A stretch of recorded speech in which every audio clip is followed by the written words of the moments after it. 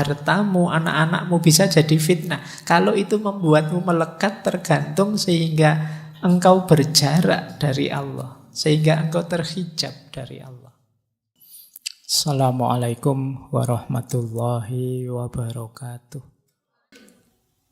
Nah, ada beberapa ilustrasi saya selingi dengan ini ya. Ini yang pertama, ada ilustrasi orang ikhlas itu seperti apa sih? Ini pertama saya ambil dari Syekh Abdul Hamid Al-Angkuri. Angkuri itu Angkara.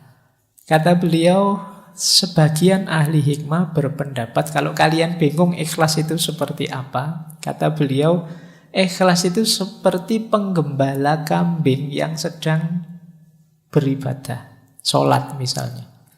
Penggembala kambing itu ketika dia sholat ibadah, di samping gembalaannya, dia tidak pernah mikir yang lain. Dia tidak pernah mikir ini nanti kambing-kambing muji saya apa anu saya, enggak. Jadi lawannya ikhlas itu kan riya.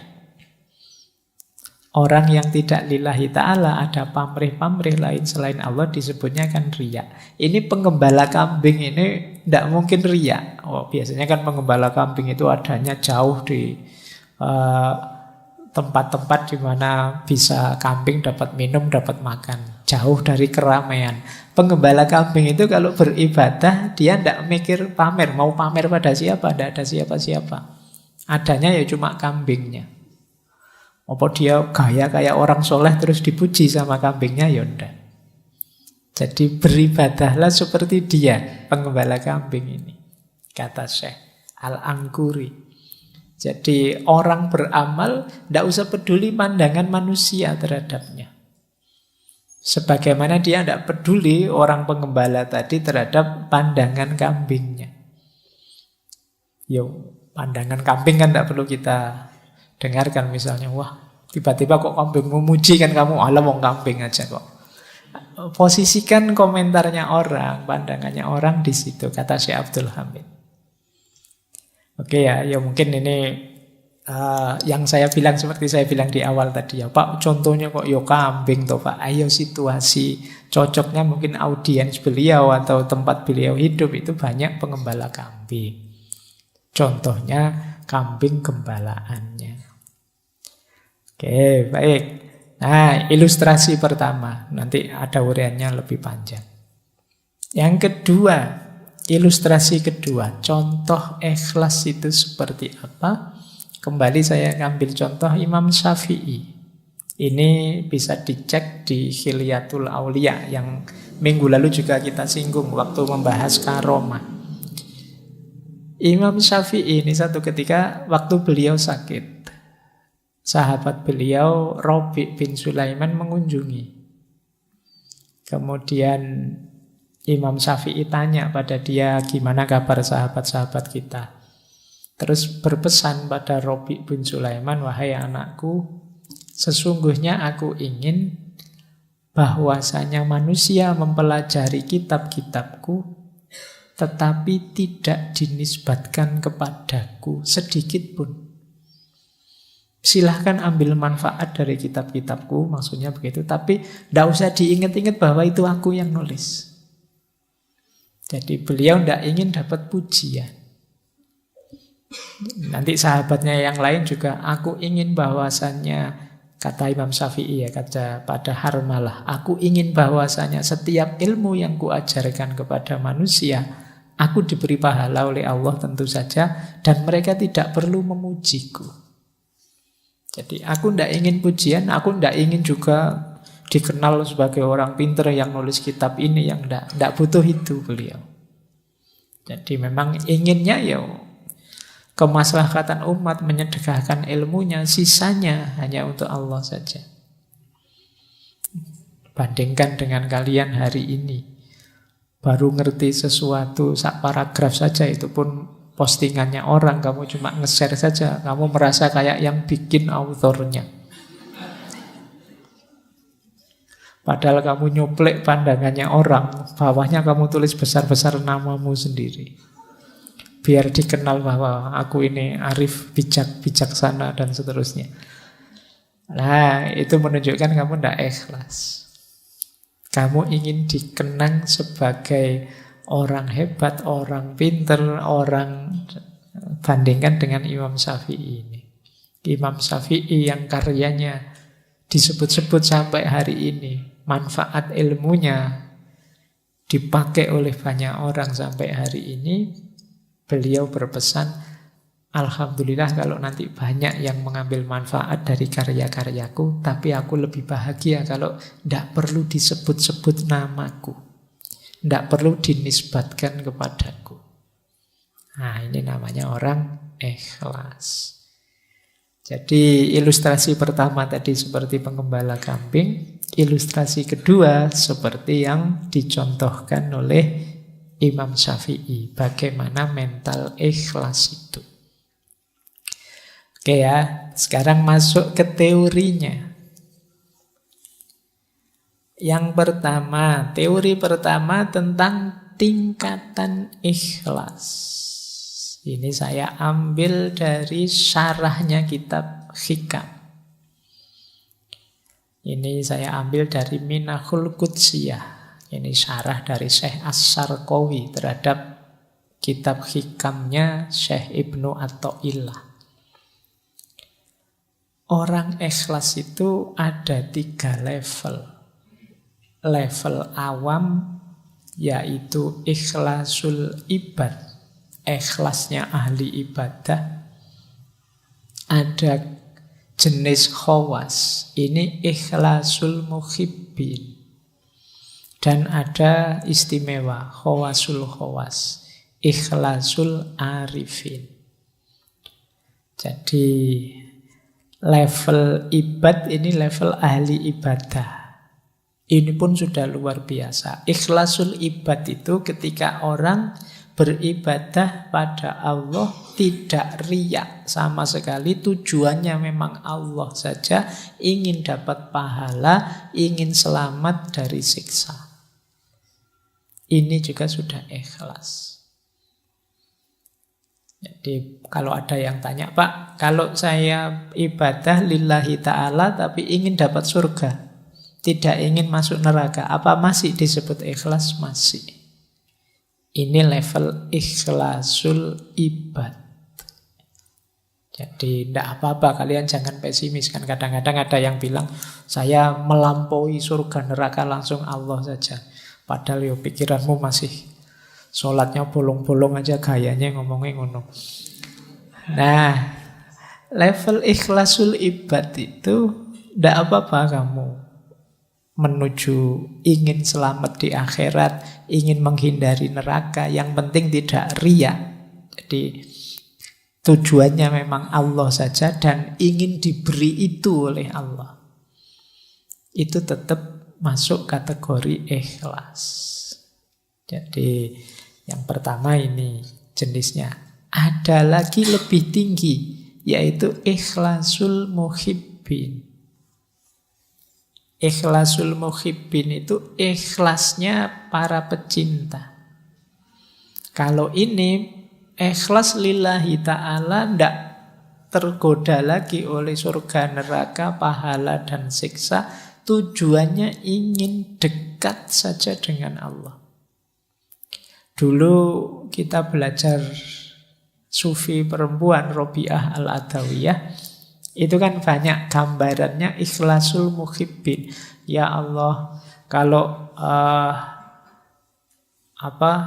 ibadahku ini karena ingin surga, jauhkan aku dari surga. Kalau aku ibadahku karena takut neraka, masukkan aku ke neraka. Karena dia tidak fokus ke situ, fokusnya ke Allah saja.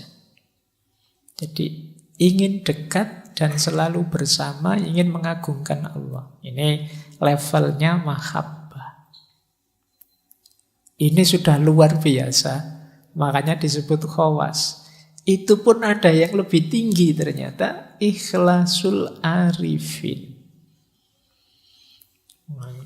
Kalau ikhlasul arifin ini tidak lagi ada pemahaman aku dan engkau. Kalau masih aku mencintaimu, itu kan masih ada aku, masih ada engkau. Ikhlasul arifin itu aku sadar sepenuhnya bahwa ikhlasku seperti apapun diriku itu semuanya dari Engkau. Kalau aku mencintaimu ya Allah, itu pun cinta yang Kau anugerahkan dalam diriku. Jadi andilku itu tidak ada sama sekali. La haula wa la quwata illa billahil aliyyil azim. Dayaku, kekuatanku, apapun kebaikan yang aku lakukan, itu semuanya hakikatnya adalah Engkau, bukan aku. Orang yang level muhibbin tadi kadang-kadang kalau tidak hati-hati terjebak membanggakan dirinya. Bahwa aku bisa ikhlas, aku bisa tidak tertarik lagi surga neraka dan lain sebagainya. Tapi di level arifin itu sudah tidak mungkin lagi karena dia sepenuhnya sadar bahwa kebaikan dirinya, cintanya pada Allah, dayanya untuk menuju Allah, itu semuanya hakikatnya anugerahnya Allah saja. Tanpa Allah mengizinkan, ridho, menganugerahi, tidak mungkin bisa begitu. Itu namanya ikhlasul arifin. Nah, ini jenjang-jenjangnya. Jadi silakan teman-teman nanti muhasabah ya, sudah punya jenis ikhlas yang mana dalam diri kita. Yang pertama pun tidak apa-apa, itu juga termasuk ikhlas. Jadi sudah lillahi ta'ala. Paling tidak yang pertama itu tidak ada target-target duniawi. Jadi tidak riya, tidak ada target-target yang selain Allah. Targetnya ukhrawi. Nah, ini pun sudah masuk kategori ikhlas. Baik, jadi ini konsep pertama. Semoga tidak terlalu berat ya dipahaminya, maksudnya kalau dijalaninya ya pasti abot. Paling enggak kamu ngerti dulu itu kan sudah lumayan. Tadi tidak ngerti, sekarang ngerti. Kita lanjutkan. Nah, rutenya seperti ini untuk menuju ikhlas itu. Catatan saya ada 4 untuk menuju yang khawasul khawas tadi. Yang pertama memang untuk kita bisa sepenuhnya lillahi ta'ala itu harus bersih. Tadi kan definisinya bersih. Bersihnya diri dari dosa dan kemaksiatan. Ini level paling awal. Jadi semoga teman-teman tidak termasuk golongan yang ngeyel ya. Kadang-kadang ada orang ngeyel, apa bisa Pak ada manusia yang bersih dari dosa dan kemaksiatan. Itu kan mesti ono sing takok ngono. Paling tidak bersih dari dosa dan kemaksiatan yang disengaja. Jadi manusia memang kadang khilaf, manusiawi saja kita pun kadang kepleset. Tapi semoga bukan memang secara sengaja ngerti dosa ditabrak saja. Ngerti maksiat ditabrak saja. Kamu tahu kalau lihat gambar yang kayak gitu itu dosa, tapi eman-eman ya Pak, terus ya wis. Ya sudah, berarti kamu level awal saja masih belum bersih. Jadi kok tidak sengaja terlihat tidak apa-apa, rezeki. Itu kan ada kalimatnya yang laka al-ula. Laka al-ula itu ya memang kok tidak sengaja kelihatan, itu kan rezekimu memang laka al-ula. Tapi setelah itu jangan diulangi. Ya, kalau ada eman-emannya tadi berarti sengaja. Yang pertama kan tidak sengaja, tidak masalah. Ya, kalau diulang lagi gitu. Nah, jadi kamu kok setelah lihat kok terus diulang lagi. Atau tidak diulang tapi dipenelengi terus. Saya tidak ngulang kok Pak, ya tak lihat tapi ya suwi nontonnya padha wae. Ya, jadi kamu kan logikamu kan begitu, eman-eman Pak, nanti kalau dosa ya tobat lagi lah Pak. Berarti di level awal kamu belum lulus, belum bersih. Jadi khilaf melakukan dosa manusiawi, tapi usahakan tidak secara sengaja kamu memasukkan dirimu ke ranah dosa dan kemaksiatan. Ini level paling awal loh ya. Kalau ini saja kamu berat ya, naiknya agak panjang nanti prosesnya. Paling tidak berusahalah. Karena kuasanya manusia itu terbatas. Insya Allah kalau usahamu sungguh-sungguh, Allah ridho dan berkenan, nanti Allah yang menolongmu. Sehingga kamu naik kelasnya lebih cepat. Tapi kalau kamu malas, kamu memang secara sengaja tidak ingin memperbaiki diri, naik level itu, ya Allah tidak akan datang. Ana inda dzonni abdi bi. Jadi yuk dinawaitui saja dan diikhtiari semampunya. Insya Allah kalau memang sungguh-sungguh Allah ridho, Allah akan hadir membantu kita, menaikkan makom kita, memberi ahwal yang cocok untuk kita. Kalau sudah lulus di level pertama, kita bisa naik ke level kedua, bersih dari segala keterikatan duniawi. Jadi, kalau ini lebih berat lagi. Di sini mungkin banyak hal yang halal, banyak hal yang mungkin boleh saja, bisa saja. Tapi jangan sampai kita terikat. Terikat itu tergantung dengan itu. Pak, segalanya kan perlu uang, Pak. Ini namanya terikat sudah. Saya ada uang, alhamdulillah. Tidak ada uang, ya tidak apa-apa. Nyari jalan yang lain. Emangnya kalau tidak ada uang, saya tidak bisa makan. Teman banyak kok. Misalnya. Oh, ini namanya kan tidak tergantung uang. Tapi sama teman juga jangan tergantung. Jadi kalau tergantung ya sama, dari satu keterikatan yang lain. Jadi ayo kita lepaskan diri dari tidak tergantung. Itu bukan berarti dibuang loh ya. Tidak tergantung itu tidak mempengaruhi kondisi kita, keimanan kita, keistiqomahan kita dalam kebaikan. Ini namanya tidak tergantung. Makanya ada ayat yang bilang bahkan amwalukum wa auladukum fitnah. Hartamu, anak-anakmu bisa jadi fitnah. Kalau itu membuatmu melekat, tergantung, sehingga engkau berjarak dari Allah, sehingga engkau terhijab dari Allah. Ketergantungan kita satu-satunya yang sah hanya Allah saja. Allahus Somad. Jadi Pak, pokoknya apapun yang terjadi, saya harus lulus semester ini misalnya. Itu nanti hati-hati bisa jadi ketergantungan.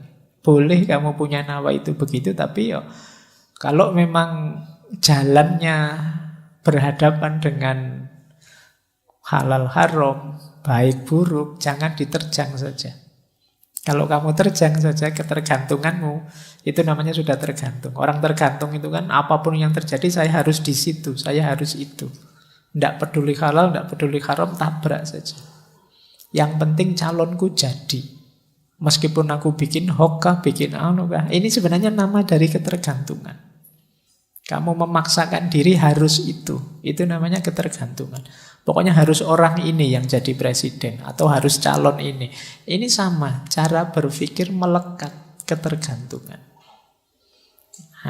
Jadi. Tapi kan orangnya memang baik. Iya, tidak masalah. Kamu mendukung dia atau membela dia, tidak apa-apa. Tapi jangan sampai ke level ketergantungan. Harus dia, apalagi sampai kamu halalkan segala cara. Ini level 2. Level 3, ini agak berat lagi. Bersihnya diri dari ego kita sendiri. Jadi dari aku tadi. Aku yang pinter, aku yang ngerti, aku yang hebat, aku yang bisa ini, aku yang bisa itu. Keinginanku ini, keinginanku itu, cita-citaku ini, cita-citaku itu. Ini aku, ini agak berat perangnya. Makanya levelnya atas itu, level 3. Perang paling berat itu perang melawan diri kita sendiri. Melepaskan diri dari ketergantungan di luar diri lebih mudah daripada ketergantungan pada ego kita sendiri. Ini juga harus ditaklukkan. Kalau yang nomor 3 sudah takluk, insya Allah kita cepat segera masuk ke yang nomor 4. Allah saja satu-satunya yang jadi fokus perhatian kita. Baik, ini diingat-ingat ya rutenya 4 ini. Saya lanjutkan. Malam ini materinya agak banyak. Kalau masih belum tertangkap, diulang lagi boleh. Direnungi setiap slide-nya. Nah, ini materi panjang, harus saya ringkas. Nah, ikhlas itu karakternya adalah tersembunyi. Hanya yang ngalami dan Allah yang tahu dia ikhlas atau tidak. Maka kita tidak bisa memberi label orang, nuduh orang dia tidak ikhlas atau wah dia sudah ikhlas. Jadi ini salah satu cirinya ikhlas. Jadi ikhlas itu dimensi paling rahasia. Kata Syekh Junaid Al-Baghdadi, ikhlas adalah rahasia antara Allah dan hambanya. Tidak ada malaikat yang tahu dan bisa mencatatnya. Tidak ada setan yang tahu dan bisa merusaknya. Tidak ada hawa nafsu yang tahu lalu memalingkannya, membengkokkannya. Malaikat mencatat amal yang kelihatan dicatat. Tapi niat, motif dalam hati kita, ikhlas atau tidak, hanya Allah yang tahu. Nah, ini kata Syekh Junaid Al-Baghdadi. Jadi dia memang sangat rahasia. Orang itu bisa kelihatan sangat ikhlas padahal tidak. Misalnya, wah Pak Faiz itu ikhlas sekali ya ngaji tiap malam Kemis, tidak pengen apa-apa. Itu kan kamu melihatnya begitu, tidak pengen terkenal, tidak pengen kata siapa. Ya kan? Kamu kan tidak bisa menilai hanya wah, dari kelihatan luarnya. Kalau urusan ikhlas, jadi hanya kalau tentang saya ya hanya saya dan Allah yang tahu. Ya untunglah Allah itu sayang sekali sama kita ya. Aib-aib kita itu tidak dibongkar mentah-mentahan kayak kalian bongkar aibnya musuhmu di medsos-medsos itu. Kalau Allah sebaper itu habis kalian. Jadi kamu mungkin tidak berani keluar rumah sudah. Baik, jadi ikhlas itu berarti tersembunyi.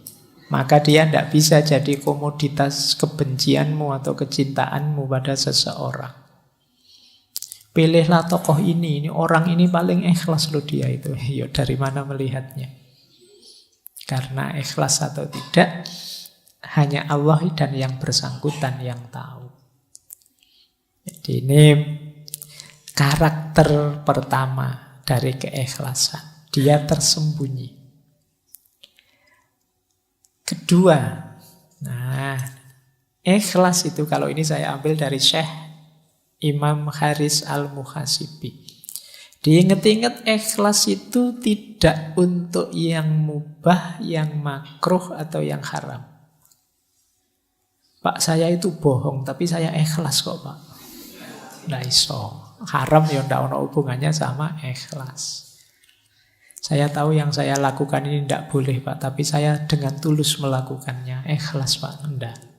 Jadi kata Imam Haris Al-Muhasibi, perbuatan mubah yang tidak diniati mendekatkan diri pada Allah. Ini maksudnya misalnya minum, makan, itu kan mubah.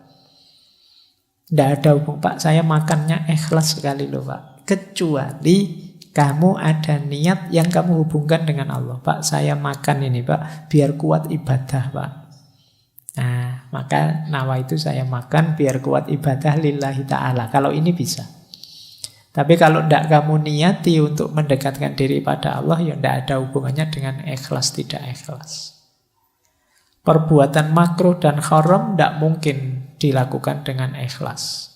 Misalnya kata Syekh Haris, membangun rumah untuk kenyamanan diri, memandang sesuatu yang haram dengan dalih ciptaannya Allah. Kadang-kadang yang kamu lihat-lihat di HP tadi kan lo yang tak contohkan tadi. Wah, ini kan ciptaannya Allah Pak, indah sekali Pak, luar biasa indah. Saya melihatnya mengagumi kebesaran Allah Bapak itu enggak. Kata Imam Haris enggak. Dimarahi kalian kalau pakai argumen itu oleh Imam Haris Al-Muhasibi. Jangan sebut-sebut ikhlas dalam perbuatan itu. karena sedikit pun tidak mendekatkan dirimu kepada Allah.